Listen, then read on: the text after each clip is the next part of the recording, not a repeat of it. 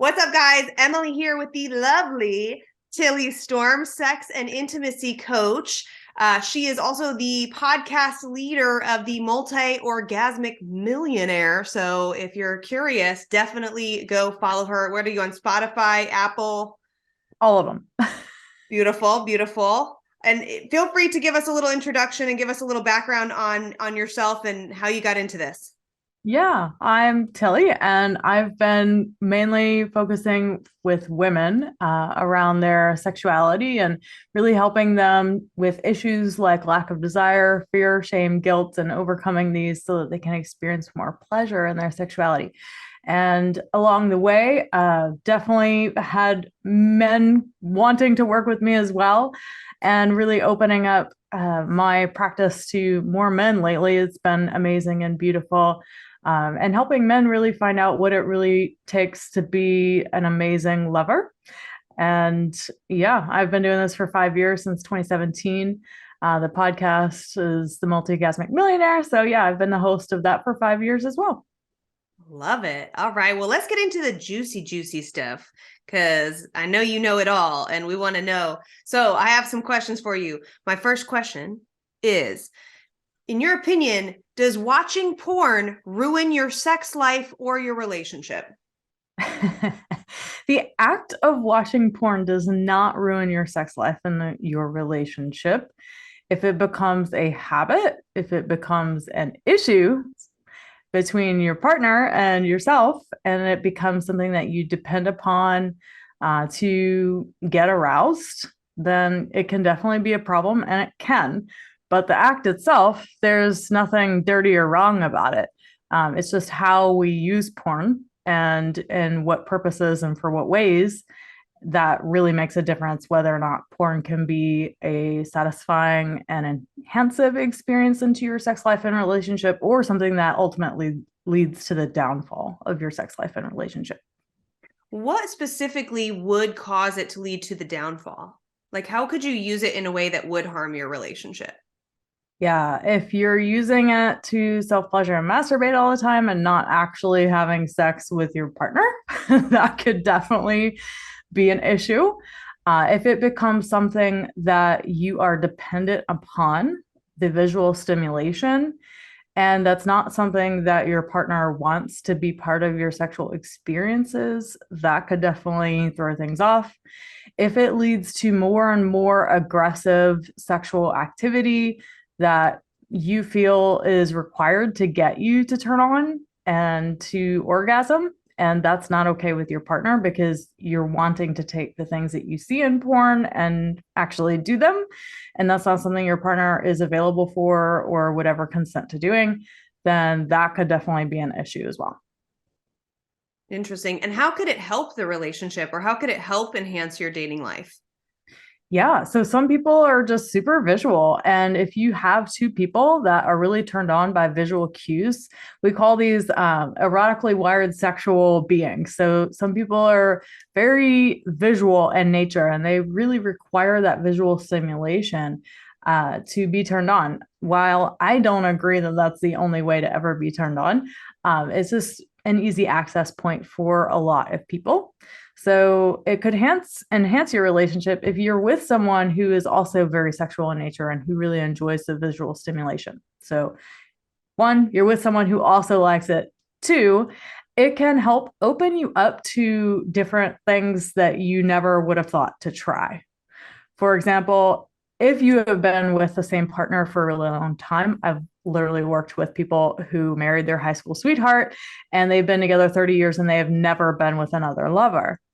So this can create some serious challenges because if that is the case, then you probably have a very limited idea of what is even possible because you've never really gone out there, experienced and like played and explored your sexuality apart from this one other human. So porn can actually be a great thing for couples who've been together a really long time to help open up their mind to what is even possible. So that can be amazing. Yeah, I think those are the top two. Interesting. Okay. If you could think of one thing that a man could say to a woman that would turn on like 99.99% of women, what would that be? Great question. I'm here for you no matter what, or something along those lines. That I fully accept you and however you want to express yourself, however you want to be, whatever you like and enjoy. I think just that acceptance of feeling like, oh my God, no matter how I show up or express myself, that my emotions aren't too big for this human. I think that's a really big turn on emotionally and intimately for a woman to know that a man can really hold her and all of her multi-dimensional aspects and all of her emotions, all of these things. Ooh, I love that. I love that.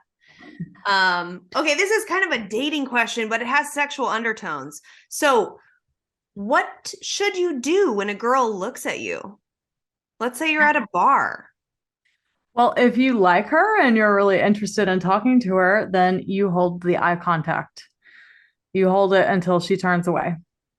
And I always tell clients that if they are in the dating phase, which, some people are dating when they come to me, but most of them are in a relationship. If they're dating, then to give 3 touches of eye contact, because that's what makes another person know that it's safe to approach you and talk to you. So if a girl is looking at you in the eyes, continue to look at her back. And if she does it 2 more times, then definitely go talk to her. I love it. Do you think that that is a sign of sexual interest specifically when that happens? I wouldn't say sexual interest at all, especially if it's someone you've never met before. I would just say that she's inviting you to come talk to her, and that eye contact is like a subconscious thing we all do. You probably don't even know that it's happening, but if you go out and about, if you're at a bar or somewhere social and someone looks at you 2 to 3 times in the eye, that's because they are open to having a conversation with you, but it doesn't necessarily mean that they're interested in getting in bed with you because you've never met them before. So, yeah. Right. Okay. Love it. I love it. What are some things that women secretly crave in bed, but they never say out loud? They're afraid to say. I think a lot of women are afraid to be nasty and naughty and say things that would deem them dirty or a slut. And I think that some women are feeling more comfortable in that role and really claiming their inner sluts and really like letting themselves be fully sexually open and alive. But I think there's still a lot of hangups with women because we're taught to be the good girl, all of that stuff. So, yeah, I think that her really stepping into that role is super empowering and freeing. Right? Yeah. How could a guy help a woman to feel more safe in that way, to be open like that? To encourage her, really say, hey, you know what? You can be as dirty as you want. You can be as much of a slut as you want right here because I know I've got you and it's okay. It's totally fine to express that. Yeah. Okay. Love it. I love it. Okay, this is a tough one. You're in a relationship with a woman who doesn't like giving oral pleasure. What would you encourage for a man to do if he is with a woman who either just doesn't have experience with it and feels uncomfortable with it, or like a woman who doesn't like doing that? What would you tell them? Yeah, this happens a lot with people who grew up very religious or might be still really in a religious environment, because there are some particular religions, because I've worked with people that are of particular faiths that very much that's against what their religion says. And you can't really change that. You can't make someone want or be comfortable with something that they're not open to trying or doing because that might go against their faith. But if it's something that you're interested in, you're just not doing it because you have some shame or some fear around it, this is actually really normal. And I know some sex coaches that literally just do like blowjob workshops for women because they have a lot of shame and fear around giving oral sex, or they just feel really insecure because they don't know how. Like I said, if you've been together for a long time, and a lot of religious people may have, I find a lot of them tend to have been with a partner for a long time, or got together in their early 20s in college, and then they got married, and then they did the kids, the whole thing, right? And a lot of these sorts of people have a hard time opening up and trying new things in their relationship. So if you're a man who would like your partner to give you oral sex, but she hasn't really been open to it in a while, I think just having the conversation about, hey, how are you with trying something new tonight? And just asking her about it, and a conversation over a dinner where it's not like, okay, like right now, because you don't want to put that pressure on her to try something right now. Just seed it in her mind, and then kind of like bring up the conversation again next week, and then maybe a couple of days after that, and then see if it starts to take root. So it's like you want to plant the seed of what you would like to experience with her, but you're not expecting her to do it with you right off the bat. So she's kind of like figuring out, is this something I might be able to get into, or is this just completely not okay with my beliefs, or anything like that. So that's what I'd say. How would you, now let's keep this kind of high level, because I know there's a bunch of different strategies that you could do, but how would you recommend a man sexually escalate into dirty talk with a woman? Dirty talk. And how can he escalate into dirty talk with her? Well, I think it means that you've got to have some experience with her. Having, if you teach in the courtship phase. So if you're trying to get a woman to do that with you early on, sometimes it can even be easier because there's not a lot at stake.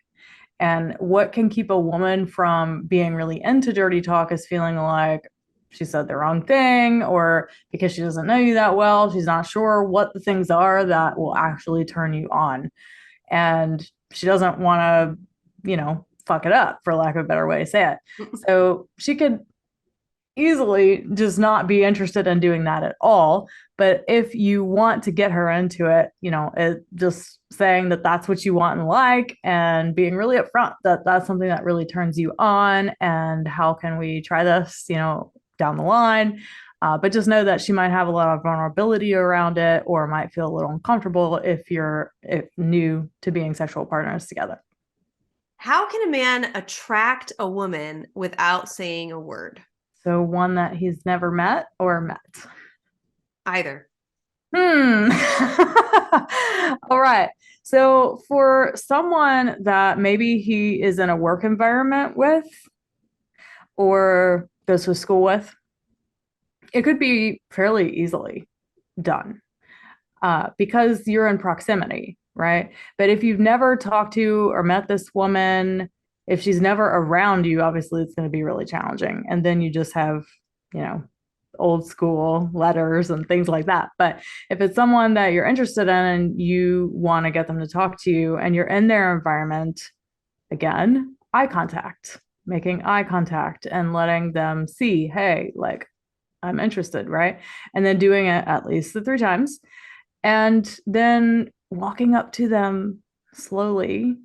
And I know there's that element of mystery and danger that always helps to build the tension. So, yeah, like any situation that you can create some sense of mystery or some sense of obstacle. This is actually based on what we call the passion trifecta to keep sexual chemistry alive through a long-term relationship. Is there's got to be some sort of obstacle. It's like one of the biggest turn-ons. So if there's some way that you can create the element of obstacle with making contact with this person without saying a word, then that might get her to talk to you, because there's going to be that tension. So yeah, I can't think of any ways off the top of my head, but maybe like a paper airplane note or something. Yeah, there you go. With your phone number. No. What are the best flirting questions to ask a girl to get her feeling sexy towards you, to make her want you? Well, one thing women really enjoy is to know that you care about what they want and like, and not just about what you want to do to them. So, one thing that could be really great to talk about when you're discussing sex to create tension and turn on and the desire for her to actually want to have sex with you is to let her know that in some way. So you could ask her, what is it that you really like sexually? What are your favorite sexual experiences you've ever had? Just to get her talking about it, so you start to find out what it is that she actually wants and likes, because that's one of the biggest complaints of women is that men are selfish in bed. All they care about is their dick and putting it on me, and then that's it. And they don't ever feel that there's any time or attention put on them. So letting them know and giving them cues right off the bat that you're a generous lover, that you actually do care about what they want and like, and you're really interested in pleasing them can go a long way. I love it. I love it. How would you frame that question? What is the top sexual experience you've ever had with someone, Okay. Love it. and what made it amazing? Ooh, I like it. I like it. When would you recommend asking that question? First date, second date, third date? Depends Pretty on early. the vibe. Pretty Yeah. early. Yeah, pretty early on. I'd say maybe second, definitely third. Awesome. I love it. What is a good small penis sex position that can pleasure a woman and their partner? Yeah, this is a great question. Honestly, there's not going to be one position that is better than the other, because having a small penis is not a big deal for the majority of women. Men think it's a big deal. It's not a big deal. It's only a big deal because porn tells you it's a big deal, but it's really not. It's how you use your dick. It's how you use it that matters. And there are so many men, even in my own experiences, that don't have a big dick. It's definitely smaller than normal. And it didn't matter because the man knew how to use it, right? Mm-hmm. So, and as far as sex positions go, I mean, if you want a straight answer, I would say that missionary, although, tried and true and boring, is probably one of the best, just because you are giving her some sort of clitoral stimulation, and I mean missionary, like laying forward on, towards her chest, because then if you're using your hips in the right way, you're also stimulating her clitoris, which is going to go a long way. If you're not able to really penetrate her all the way up into her A spot and her cervix. So yeah, any sort of laying flat, like you pretty much laying on top of her, can be really good. I would say that doggy style would probably be pretty good too, because you can penetrate her as much as possible through any 90-degree angle. So if there's any angle that's not like straight in, it's going to be a little harder. What are some signs that a woman is sexually interested in a man? Maybe early on. I would say that she goes out of her way to talk to you, that she tries to be near you in proximity, that she says that she misses you or was wondering about you. She strokes her hair a lot. She plays with her hair a lot, like not like looking down at it, but she'll often do this and fix herself a lot. If she smiles a lot and has rosy red cheeks and she seems a little nervous, that's because she likes you. Yeah, being nervous and getting red cheeks is a really good sign that she's into you, because she's nervous because she likes you. What are some things that women secretly want men to do but never say? Oh, so many. Women very often want to feel dominated so hard. Like they really, especially if she has a career, or runs a business or is in any position of power where she has to make decisions. I think this is why 50 Shades of Grey was so huge and why women just absolutely loved it, because So many women are afraid to say they actually want that. I've personally had clients who were so scared to admit that they wanted to be a sub because they thought and grew up with this, and with feminism and being a strong, independent woman, that it was actually just really hard for them to admit, you know what, I don't want to feel strong right now. I don't want to feel independent right now. I just want him to do it for me. So I've definitely had some clients that have struggled with really owning how they just want someone to dominate them. So I think that's one of the biggest ones that's very common. Other things, let me think. What do women want that they don't ask for? I think women don't ask for a lot of things that they want because women just suck at asking for what they want in particular. they they often just don't. And women generally aren't as straightforward with men about their sexual wants and desires. So even though it seems obvious, like, why don't you just ask? I think that's one of the plights of men versus women is that men think women don't know what they want. And a lot of times it's because you're right, they don't. And even if they did, they probably wouldn't ask for it as much as a man would. So, that's why the dominant thing comes into play again, because they just don't want to think sometimes. They don't want to think about it. Yep. Totally agree. Totally agree.